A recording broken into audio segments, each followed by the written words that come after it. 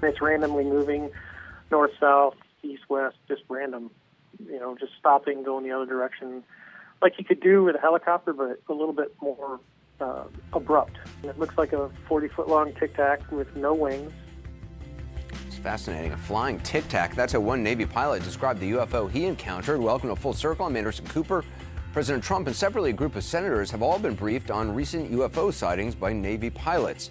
I'll speak with the pilot who saw that so-called Tic Tac, and he'll take your questions as well, so you can comment with those. I also want to know if you believe in UFOs, so weigh in on that and share this, or show it with your most out-of-this-world friend. I'll get you final results, what everyone says, before the end of Full Circle, the Full Circle interview. A group of U.S. senators received a classified briefing on UFOs, the military confirmed late today.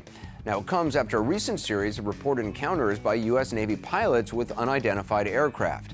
Take a look at one encounter by an F-15 pilot off the Atlantic coast back in 2015. My gosh. We're all going against the wind. The wind's 120 knots from the west. Look at that thing, dude. That's not our LNS, though, is it? It's not. That is an LNS, dude. Well, if there's like... Look at that thing. It's rotating. Well, in a recent interview on ABC, President Trump confirmed that he's been briefed as well, but also expressed skepticism. I did have one very brief meeting on it, but people are saying they're seeing UFOs. Do I believe it? Not particularly. Joining me now is retired Navy pilot, Commander David Fravor, who encountered an unidentified flying object himself. David, can you just walk us through what you saw with this unidentified aircraft? I sure can, Anderson. Thanks. But, the video was taken after there was four of us in the two jets that visually tracked it for over 5 minutes. We watched it. I engaged it. It knew of our awareness. It came up at us as we were coming down, kind of in a clockwise flow. I cut across the middle of the circle, and as I got within a half mile, it rapidly accelerated and disappeared. Wow. So you say it knew of you. How can you tell that? Because it came toward you? Yeah, it actually mimicked our movements. So we were up at about 20,000 feet in a right-hand turn, and as I got to about the 12 o'clock position, if you think of a clock, and it's sitting at the middle, just kind of randomly going back and forth over this white water in the ocean. And as soon as I got to the 12 o'clock, it kind of abruptly turned and started going in a clockwise flow. So it's coming uphill in a right-hand turn, and we're going down in a right-hand turn.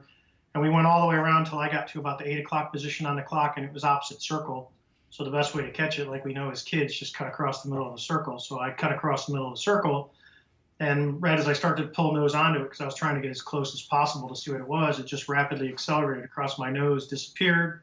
The other plane was about 8,000 feet above, watching the whole thing, disappeared for them too. So you got two different angles, and it just rapidly accelerated and was gone in less than a second. So did you have eyes on it, or were you seeing it all through, I don't know if it's radar or whatever other technology you have? Totally eyes on, all four of us. The radar, we never got a radar hit on it. The only regret I have the whole day is we have a joint helmet that has a camera inside of the helmet that sits up here. And I didn't have that on. We usually don't use them because they don't buy a lot unless you're staring at something holding your head still. So if you've ever seen someone with a GoPro on their head and they're moving it a lot, it gets kind of nauseating to watch. So we usually turn that on. So what did it actually look like? And how close did you actually get to it?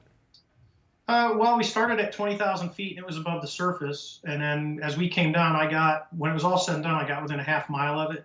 And just estimated on fighter size, I was pretty experienced at the time with 16 years of flying. And it was about the size of the fuselage of a Hornet. So that's how we estimate 40 feet. Wow. So just white, no wings, no rotors, no nothing. Really? No, nothing? Just like a Tic Tac? Just like a Tic Tac. That's why we call it the Tic Tac. So do you have any idea what the propulsion of it was?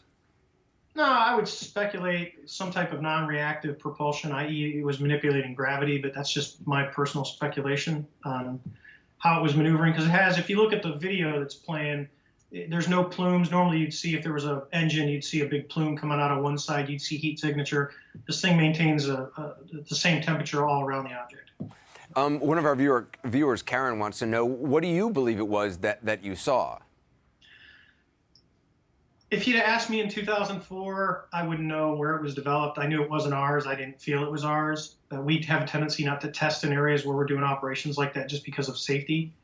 Now, at almost 15 years later, that technology, no one still knows what it was or how it was powered. I'd really question. It'd be hard to keep something that would change mankind if you had a non-reactive propulsion system that you could use on just about anything. It would change. It would change life as we know it.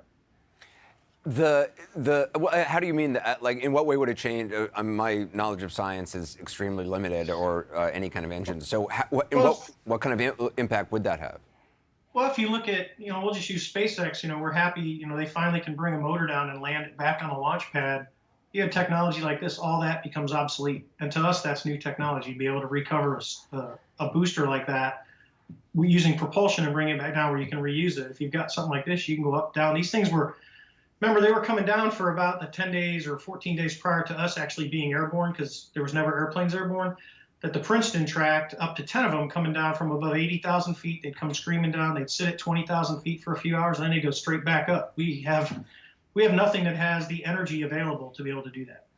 The Navy confirmed to us late today that they did, in fact, brief senators yesterday, saying it was, quote, to provide a classified brief on efforts to understand and identify these threats, the safety and security of our aviators. I'm wondering what you make of that. I mean, did you feel threatened? How did you, it's so fascinating to me. I can't even imagine what it would be like to be seeing this and kind of engaging with it. Well, to us, it was, that's our job when we're out there. And so it wasn't for my point, it wasn't fear. It was really curiosity on how close I could get to it, because I'd never seen anything like that. As far as the Navy goes and bringing this out and changing the reporting process, I think it's important. I also think it's important that not only that you change the reporting process, but what do you do with it when people do report these? Because the East Coast sightings, which is the video that's on the gimbal where it rotates and the people are talking, that was common knowledge on the East Coast that these things were sitting off the eastern seaboard of the United States in the warning areas where all the jets that come out of Naval Air Station Oceana go and we train out there. To see that something out there that you're worried about hitting, or you're seeing these objects and nothing's done about it, I think it's important that we report it. So you were saying this was well known. I assume you mean in the flying community, in the military community. Yes. For how long a period? And then there was more than one of these objects?